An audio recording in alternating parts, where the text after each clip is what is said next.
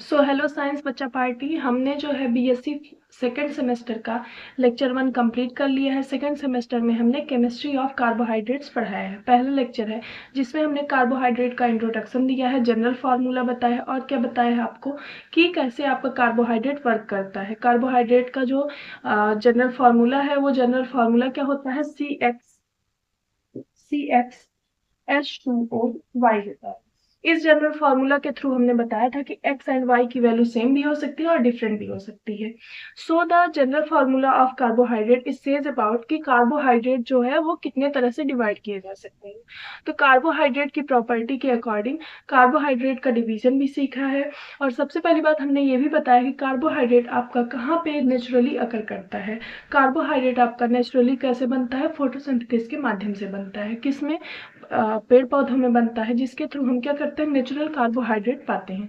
तो कार्बोहाइड्रेट का हमने क्लासिफिकेशन सीखा। क्लासिफिकेशन ऑफ कार्बोहाइड्रेट से हमने सीखा है कि क्लासिफिकेशन ऑफ कार्बोहाइड्रेट में पहला क्लासिफिकेशन हाइड्रोलिसिस से स्टार्ट हुआ है। हाइड्रोलिसिस का मतलब ये है कि जब भी किसी को पानी में जो है मिलाया जाता है तो उसका हाइड्रोलाइजेशन होता है, जिसके थ्रू मॉलिक्यूल्स टूटते हैं। तो हाइड्रोलिसिस के माध्यम से हमने क्या सीखा कि जो आपका कार्बोहाइड्रेट है वो 3 टाइप्स का होता है। First is monosaccharide. First is monosaccharide. Second is disaccharide. Sorry. Second is oligosaccharide. And third is आपका polysaccharide.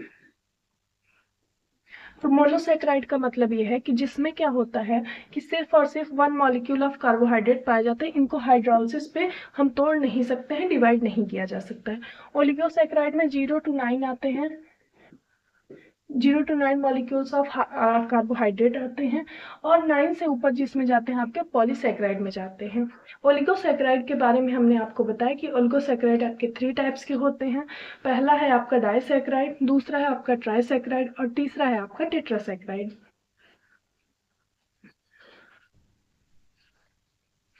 अब जो ओलिगोसैकेराइड के 3 पार्ट्स थे उसमें से हम क्या कर रहे हैं, सबसे पहले डायसैकेराइड के पार्ट को हम कंप्लीट कर रहे हैं। डायसैकेराइड में हमको दो मॉलिक्यूल्स मिलेंगे, किसके, कार्बोहाइड्रेट के। कब, क्या करने पे, हाइड्रोलिसिस करने पे। तो फर्स्ट देखिए इसमें, they yields they gives 2 molecules of carbohydrate। कब देंगे, on hydrolysis.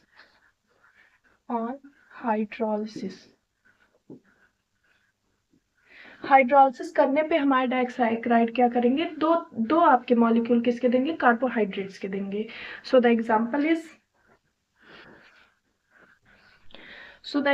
Is C6 sorry C12H22O11।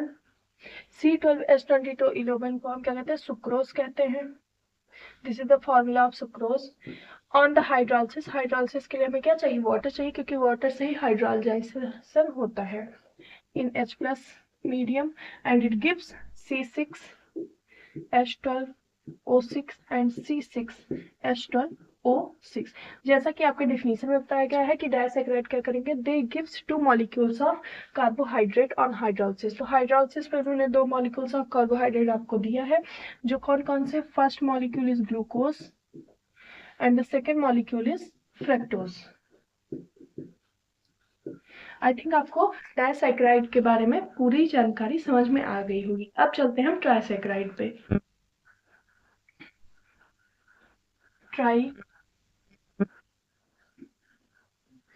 What is ट्राइसैकेराइड। ट्राइसैकेराइड क्या करते हैं, ये क्या करते हैं, 3 मॉलिक्यूल देते हैं, किसके, कार्बोहाइड्रेट के। सो लिखते हैं, दे गिव्स 3 molecule of carbohydrate। किस पे, on the hydrolysis, on hydrolysis. ठीक है, तो ये क्या करेंगे, 3 मॉलिक्यूल देंगे किस पे, हाइड्रोलिसिस करने पे। सो So the example of trisaccharide is C18, H32 and O16 plus 2H2O in the presence of H plus hydrolysis कर रहे हैं इसलिए H प्लस मीडियम होगा और क्या देंगे हमें C6H12O6 plus C6H12O6 and plus C6H12O6 और ये तीनों ही चीजें अलग अलग है। पहला वो देगा glucose, next is fructose and the last is lactose. इसका मतलब ये है कि जब भी हम ट्राइसैकराइड का क्या करेंगे, हाइड्रोलिसिस करेंगे, तो हमें 3 मॉलिक्यूल्स ऑफ कार्बोहाइड्रेट मिलेंगे। 3 मॉलिक्यूल्स ऑफ कार्बोहाइड्रेट कौन कौन से होंगे? पहला क्या होगा? Glucose, fructose and galactose. Means अगर हम क्या करें, अगर हम करें आपके C12H32 एंड O16 का हाइड्रोलिसिस, तो हमें मिलेगा glucose, fructose and galactose. Next is टेट्रासैकराइड्स।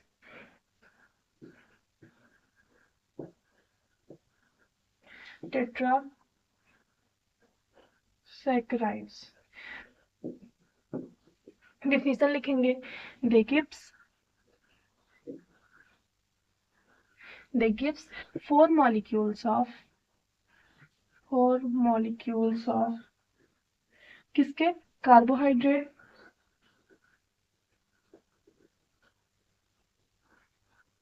On hydrolysis.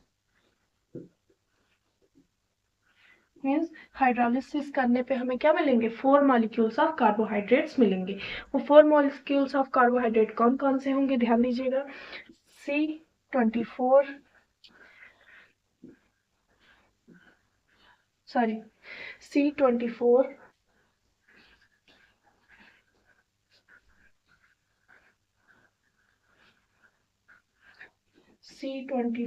and H42 and आपका oxygen is 21 in the presence of H2O. 3 molecules of H2O gives H plus in the presence of H plus ion gives 4 molecules of C6H12 and O6। ठीक है, तो ये हो गया आपका पूरा आपके डायसैकराइड, ट्राइसैकराइड एंड टेट्रासैकराइड। इस तरीके से ओलिगोसैकराइड का पूरा पोर्शन कंप्लीट हो जाता है। अब आते हैं हम पॉलीसैकराइड पे। पॉलीसैकराइड का मतलब होता है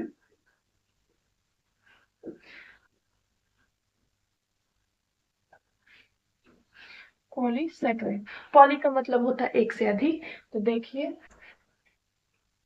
the polysaccharides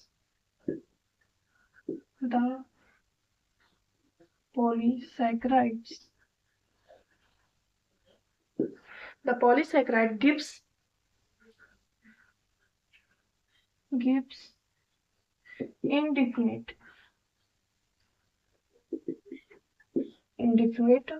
carbohydrate number of carbohydrate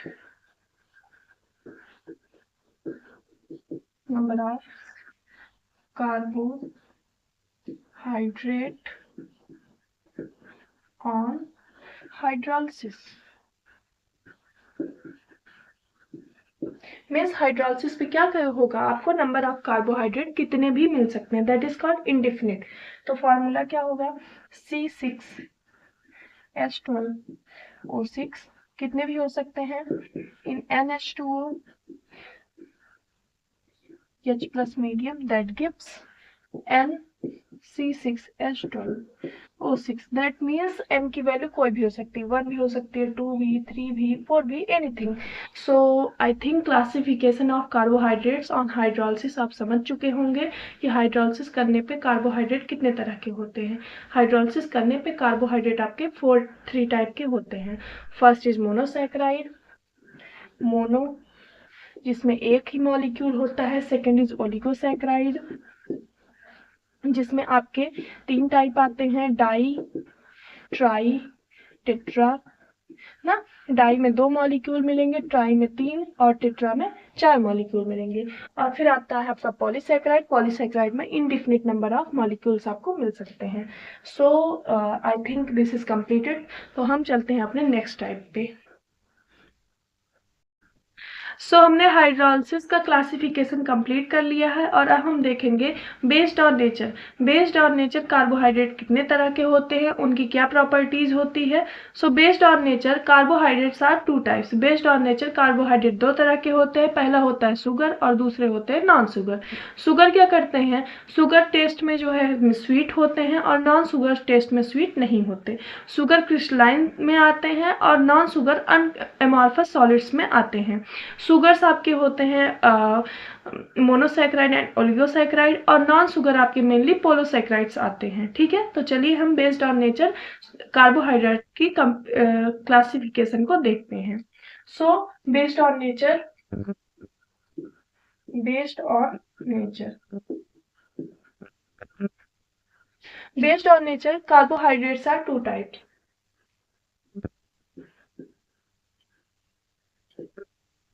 They are classified in two types.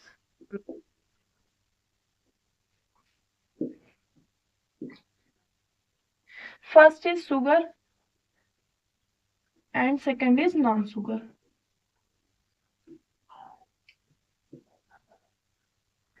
Sugar के बारे में हम जान ही चुके हैं, चलिए इसकी डिफिनीशन लिखते हैं। दे आर मेनली, क्या बताए थे, मोनोसैकेराइड और डाइसैकेराइड होते हैं। They are mainly monosaccharide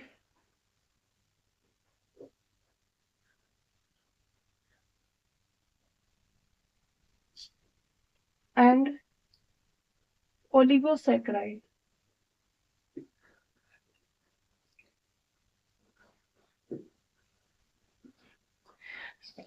crystalline solids होते हैं,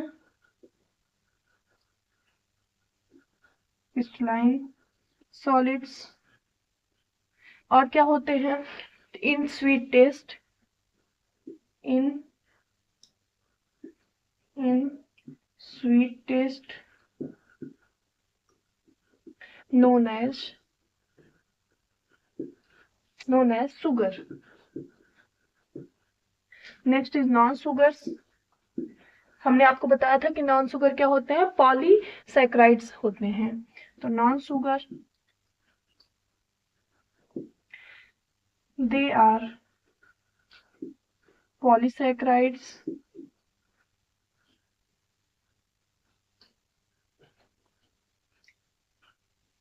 amorphous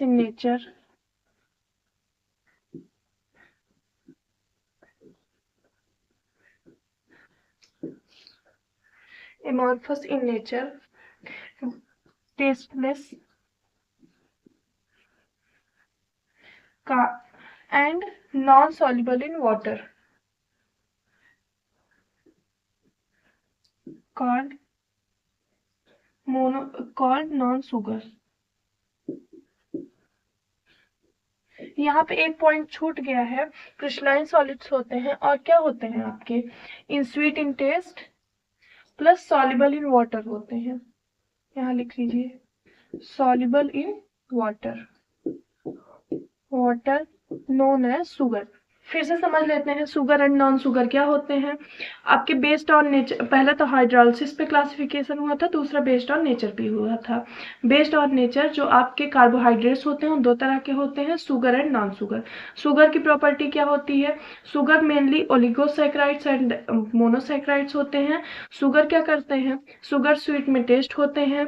शुगर में जो है, शुगर एक क्रिस्टलाइन सॉलिड्स होते हैं और शुगर क्या होते हैं, वाटर में सॉल्युबल्स होते हैं। But whereas the non sugar क्या होते हैं, मेनली पॉलीसैकेराइड्स होते हैं, एमॉर्फस सॉलिड होते हैं और क्या होते हैं, एमॉर्फस सॉलिड होने के साथ साथ टेस्टलेस होते हैं, उनमें टेस्ट कोई नहीं होता है। और क्या होता है कि जो वो वाटर में भी इनसॉल्युबल होते हैं, tasteless.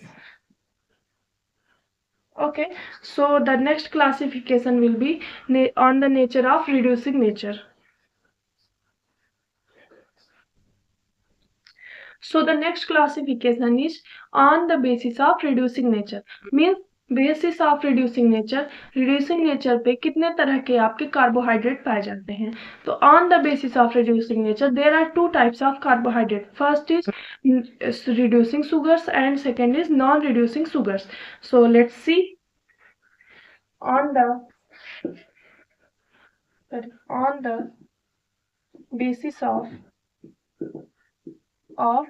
reducing nature, basis of reducing nature.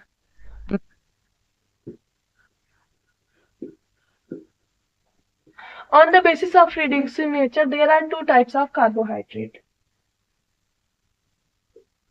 There are two types of carbohydrates.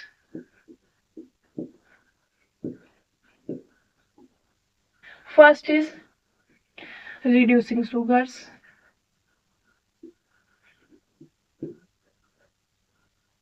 Or second is non-reducing sugars.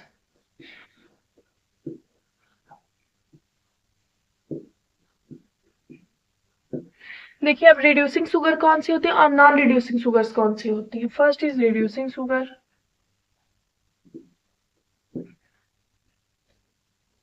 देखिए these all the carbohydrate which are, वो सारे कार्बोहाइड्रेट जो फेहलिंग सोल्यूशन मीन्स फेहलिंग विलियन और टॉलरेंस रीजेंट को क्या कर सकते हैं, रिड्यूस कर सकते हैं, वो क्या होते हैं, रिड्यूसिंग शुगर्स में आते हैं. और ऐसे सारे आपके कार्बोहाइड्रेट जो हमारे क्या करते हैं, फेहलिंग सोल्यूशन और टॉलरेंस रीजेंट को रिड्यूस नहीं कर पाते, वो क्या होते हैं, आपके नॉन रिड्यूसिंग शुगर्स में आते हैं. So let's see.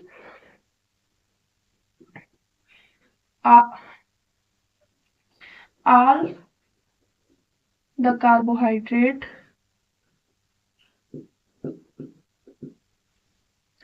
which can reduce tolerance reagent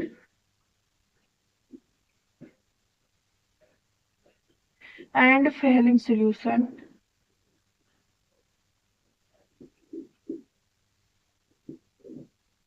are known as reducing sugar.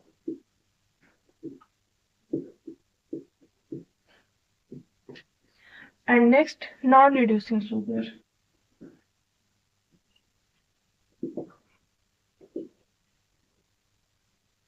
Non reducing sugar कौन से होंगे, नॉन रिड्यूसिंग शुगर में आएंगे all the carbohydrates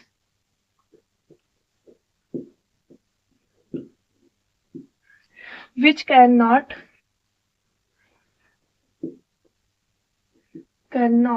reduce the Fehling solution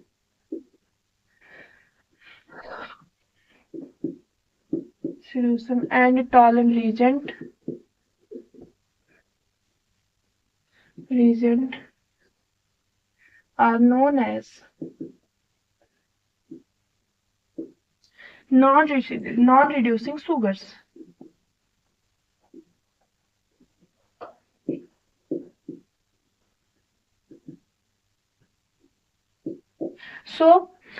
सबसे पहले हम क्या करेंगे, आप समझ ही गए कि रिड्यूसिंग क्या होता है, नॉन रिड्यूसिंग क्या होता है. अब चलते हैं, हमने अभी तक जो पढ़ा है उसको समराइज कर लेते हैं. सो समराइज इट. हमने लेक्चर सेकंड और फर्स्ट में आपको जो पढ़ाया, अब हम उसको समराइज करने चल रहे हैं. सो लेक्चर फर्स्ट में हमने आपको पढ़ाया था कार्बोहाइड्रेट के बारे में.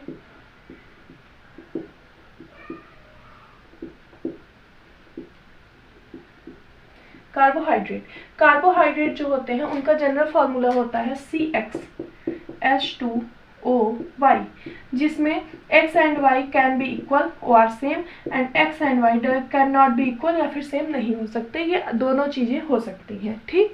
उसके बाद हमने आपको बताया था कि कार्बोहाइड्रेट नेचर में कैसे अकर करते हैं, नेचर में कैसे बनते हैं. नेचर में वो बनते हैं फोटोसिंथेसिस के माध्यम से. फोटोसिंथेसिस में हरे पेड़ पौधे क्या करते हैं, कार्बन डाइऑक्साइड, जल और क्या सूर्य के प्रकाश में क्या करते हैं, आपके ग्लूकोज को बनाते हैं, जिसकी वजह से आप नेचुरल कार्बोहाइड्रेट को देख पाते हैं। उसके बाद हमने बताया आपको कि कार्बोहाइड्रेट का क्लासिफिकेशन किस तरह से किया गया है। पहला क्लासिफिकेशन उनका था based on hydrolysis,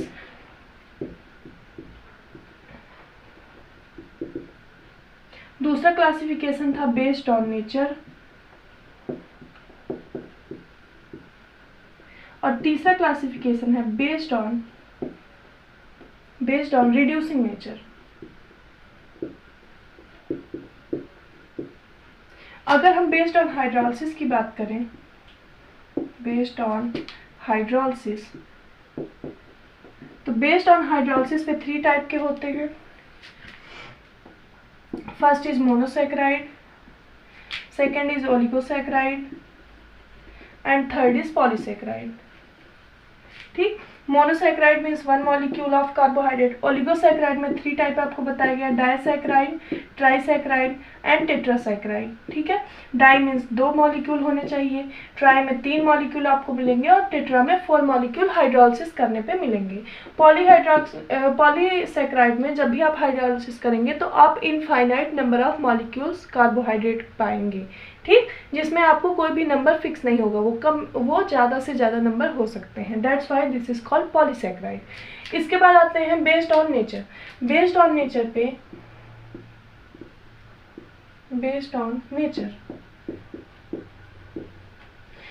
on nature में आपको 2 तरह के से कार्बोहाइड्रेट बताया गया है। First is sugar and second is non sugar. Sugar क्या होते हैं, शुगर टेस्ट में स्वीट होते हैं, क्रिस्टलाइन होते हैं और क्या होते हैं, ओलिगो एंड डाइसैकेराइड, ओलिगोसैकेराइड और मोनोसैकेराइड्स होते हैं। बट नॉन शुगर्स क्या होते हैं, नॉन शुगर क्या होते हैं, एमॉर्फस सॉलिड्स होते हैं, टेस्टलेस होते हैं और क्या करते हैं, ये आपके मेनली पॉलीसैकेराइड में आते हैं। Last is based on reducing nature and non reducing nature. अभी आपको बताया reducing sugar and non reducing sugar, reducing sugar and non reducing sugar. Reducing sugar 2 आपके सोल्यूशन होते हैं, एक फेहलिंग सोल्यूशन होता है और दूसरा टॉलन रीजेंट होता है। अगर टॉलन रीजेंट को कोई भी कार्बोहाइड्रेट क्या करता है, रिड्यूस कर पाता है, तो रिड्यूसिंग शुगर में आते हैं, और अगर वो टॉलन रीजेंट और फेलिंग सोल्यूशन को रिड्यूस नहीं कर पाते तो वो नॉन रिड्यूसिंग शुगर्स में आते हैं। सो हम समझ चुके हैं कि कार्बोहाइड्रेट के बारे में हमने क्या क्या अभी तक पढ़ लिया है। नेक्स्ट लेक्चर में हम आपको मोनोसैकेराइड्स के बारे में पढ़ाएंगे। So that's all for the day. Thank you, science बच्चा पार्टी।